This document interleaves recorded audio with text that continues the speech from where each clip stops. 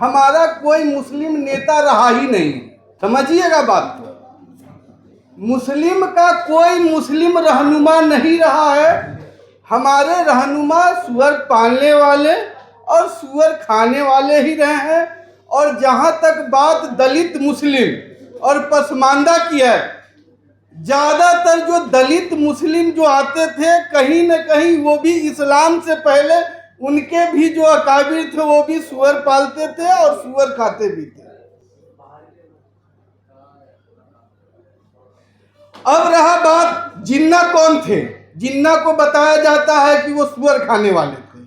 सारे उलमाओं ने साथ दिया और पाकिस्तान का उधर बनवा दिया। जो छोटे तबके के लोग थे वो हिंदुस्तान में रह गए। जो तंजीम, जो समाज सुधारक जो नेता थे, आधा उधर चले गए, आधा इधर रह गए, और बाकी आप समझ सकते हैं। यहाँ जो मुसलमानों का जो स्थिति है, जो पसमानदगी है, इसका कारण न तो सरकार है, न तो देश है, न तो बहुसंख्यक है। इसका कारण हमारे ही जो तंजीमें हैं, हमारे जो रहनुमा है, हमारे जो नेता है वही है।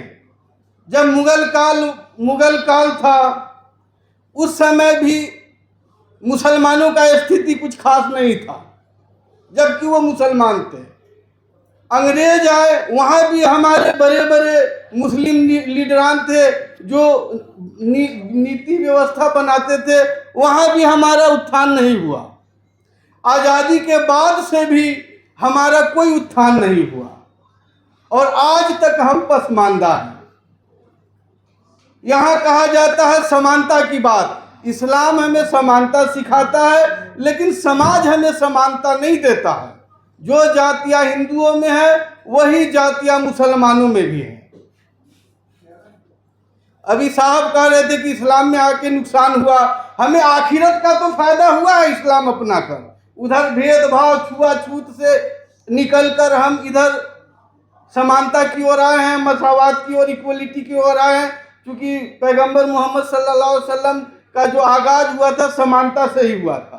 तो हमारा जन्नत, जब मरने के बाद का जिंदगी तो हमारा सवरा हुआ है, इसमें कोई शक नहीं है। लेकिन जन्नत का रास्ता इसी दुनिया से होके गुजरना है, और इस दुनिया में हमारी हालत कुछ ठीक नहीं है। बात उसी की होगी। इसका जिम्मेदार कौन है? कहने वाले कहते हैं कि अमेरिका का मेयर मुसलमान बन सकता है, लेकिन इंडिया में नहीं। एक बात बताइए, उस मेयर का हुलिया देखिए, कोट पैंट पहनते हैं, टोपी का नामो निशान नहीं है, फिर भी वो मुसलमान है। उतना छूट देकर देखो पसमानदा मुसलमानों को, फिर देखो मेयर तो क्या, प्रधानमंत्री के सलाहकार भी बनेंगे।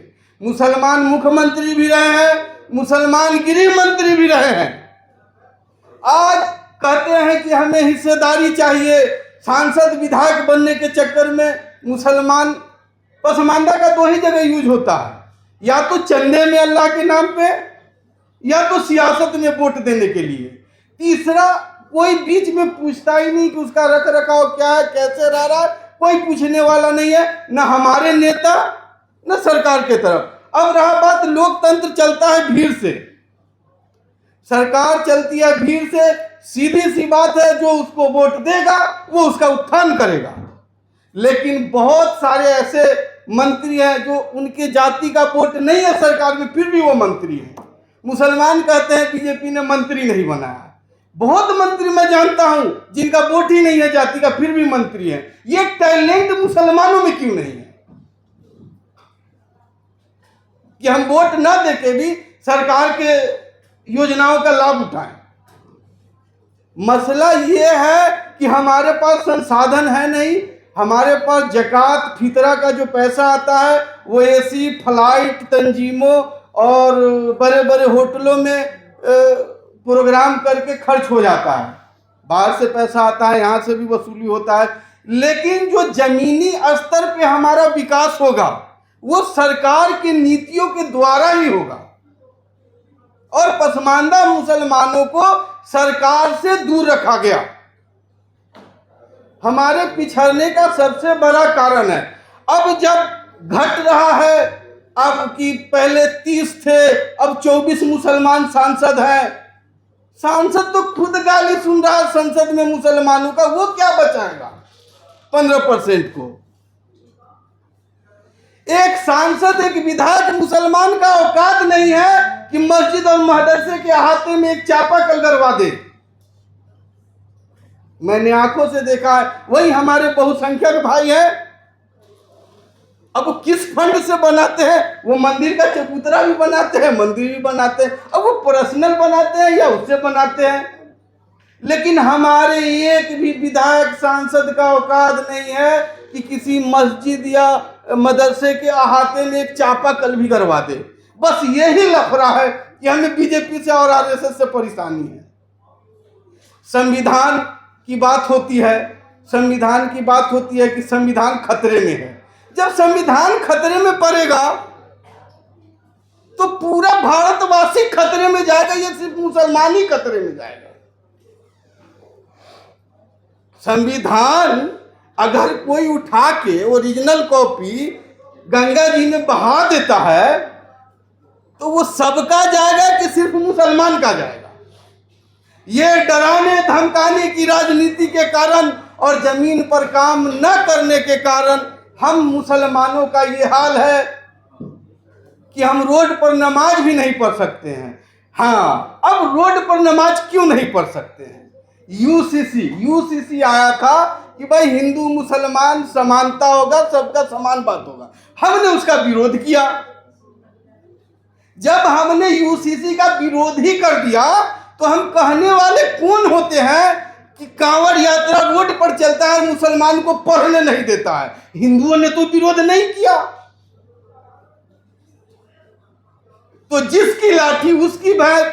जाहिर सी बात है, आप हमारे दोस्त हैं, हमारे काम के हैं तो हमारे बगल में बैठेंगे। आप हमारे दोस्त नहीं है, हमारे काम में अरंगा लगाएंगे तो आप हमारे दरवाजे क्या, आप हमारे अहाते तक आने की लायक नहीं है। यही हाल मुसलमानों का है। वक्फ बोर्ड का मामला उठा, 80% मुसलमानों को पता भी नहीं था कि वक्फ बोर्ड की जमीन हम लोगों के काम के लिए था, गरीबों के उत्थान के लिए था। वही प्रतिनिधि किरण रिजिजू से मिलते हैं कि टाइम बढ़ा दीजिए थोड़ा सा, मुसलमानों को रजिस्ट्रेशन में आसान होगा। और जब सर्वे चल रहा था तो उस पर जल्दी जल्दी 2 महीने में कोई स्कूल क्यों नहीं बना दिए, अस्पताल क्यों नहीं बना दीजिए? वो हो जाता पब्लिक प्रॉपर्टी। जब पब्लिक प्रॉपर्टी हो जाता, सारे लोग वहां पढ़ते तो सरकार भी नहीं तोड़ती। अब तो निजी संपत्ति है, अब लड़ रहे हैं, मर रहे हैं, लड़ने दीजिए, मरने दीजिए। अब मसला ये है कि पसमानदा का उत्थान तभी होगा जब नीतियों के साथ सरकार का जो भी योजना है हम उसका लाभ उठाएं।